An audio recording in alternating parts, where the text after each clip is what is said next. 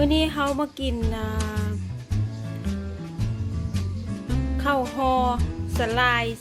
หน้าเอียนแล้วก็หน้าเอียนปิ้งซีอิ๊วเนาะแล้วก็ไข่แซลมอนแล้วก็อันนี้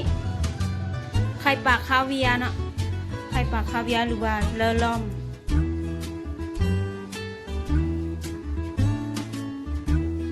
ไปลงมือกันเลย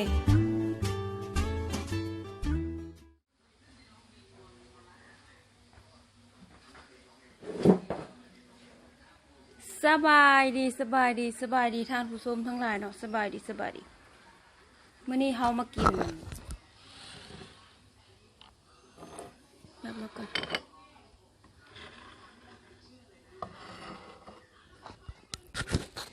สบายดีเด้อท่านผู้ชมทั้งหลายเด้อ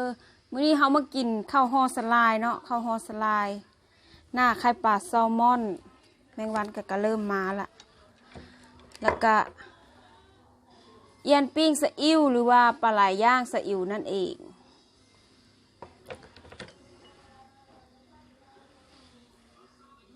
ไข่ปลาคาเวียร์ออกรสเค็มหน่อยนึงตัวนี้ออกรสเค็มหน่อยนึงเลดิสเอาไปต้มแล้วจะเป็นสีนี่เนาะเลดิสต้มแล้วเปลี่ยนสีเลยแล้วก็หน่อไม้ฝรั่งลวกเนาะขั้นกินอาหารญี่ปุ่นมันก็ต้องมีซ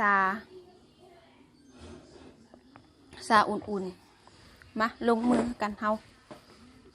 ลงมือเอาตัวใดก่อนตัวนี้ก่อนซะสลายมี2รส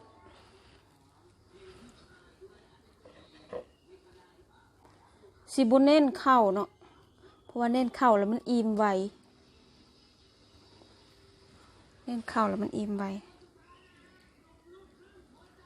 ไข่ปลาแซลมอนเต็มเลย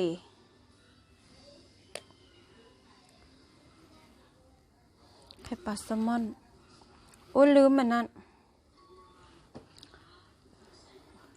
วาซาบิลืมวาซาบิเอาคำหน้าจังค่อยใส่วาซาบิซะ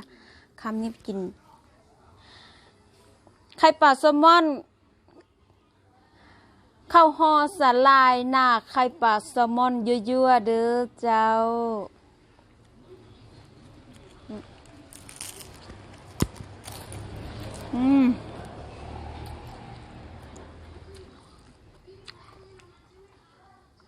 แซ่บ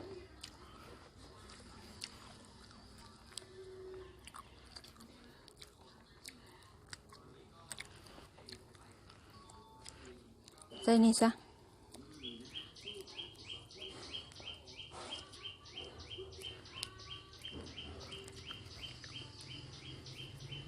มา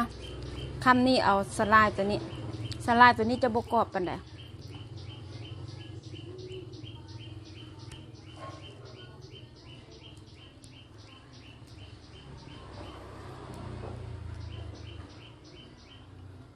สิบุเน้นเข้าเด้อเน้นเข้าแล้วมันอิ่มไวบุเน้นเด้อนี่ถ้าบุเน้นใส่ไข่ปลาคาเวียร์ลงไปเลย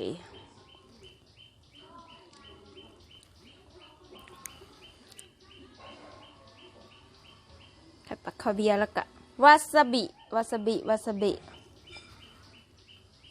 มันสิเค็มแดละแล้วสิบ่ใส่ซีอิ๊วเนาะซีอิ๊วมันแห้งสิเค็มตื่มเนาะมาเยอะๆ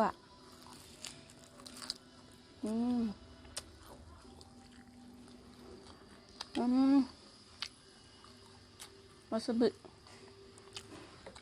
ขึ้นดัง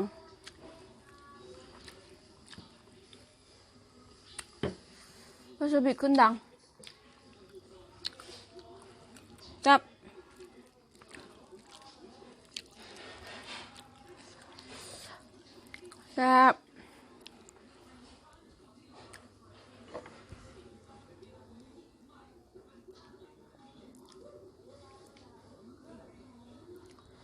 ไข่ปลาคาเวียร์มันออก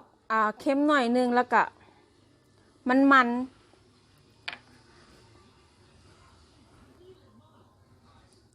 แต่ค่อยว่าค่อยมักไข่ปลาแซลมอน ค อยมักไข่ปลาแซลมอน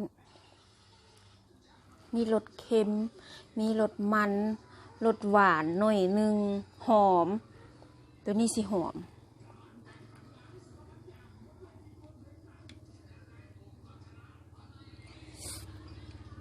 ใส่วาซาบิที่คืนดัง